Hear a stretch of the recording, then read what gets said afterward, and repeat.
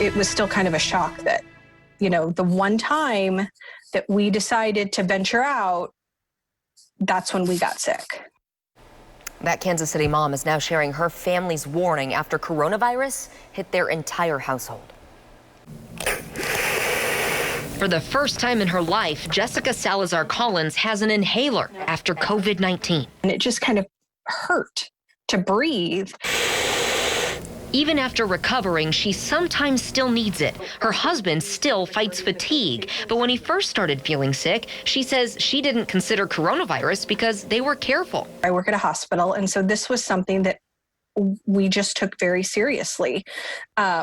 Always washing our hands, always wearing masks when we go out, which is very limited. Then she says they got an email. Someone tested positive somewhere they had recently visited. Her 12-year-old son got sick, including a fever. So we went to urgent care, and his ears were fine. He tested negative for strep, and then it kind of clicked. I said, "Oh my God, could he have coronavirus?" She, her son, and husband tested positive. The family quarantined. The health department told us not to leave our house, not to even go outside. So did other family members who see their kids each day. I don't think I could have forgiven myself if anything happened to them, especially my grandma, because they take care of the kids. Fortunately, she said they never showed symptoms, but in her house, symptoms varied. For her husband, he had nausea, high fever. He even got pink eye.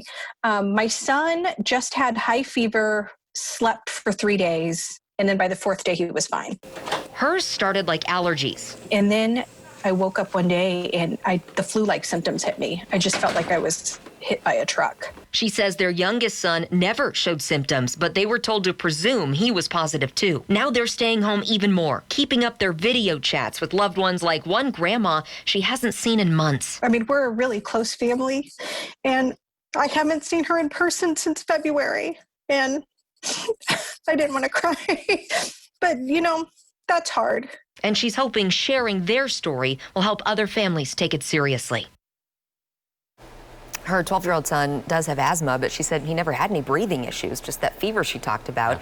They started to notice symptoms about 4 to 5 days after where they believed they were exposed. And Collins said the family finished their quarantine last month, but as you saw, still dealing with some of the lasting effects from it. And you see there the importance of the contact tracing, because they found out from an email. Like if that were not in place, they would never have known where it came from, what person they came from, would have had to kind of go through it blindly. And they were careful. Yes. Never leaving the house. It's just wild. But glad to know that they're all feeling better now.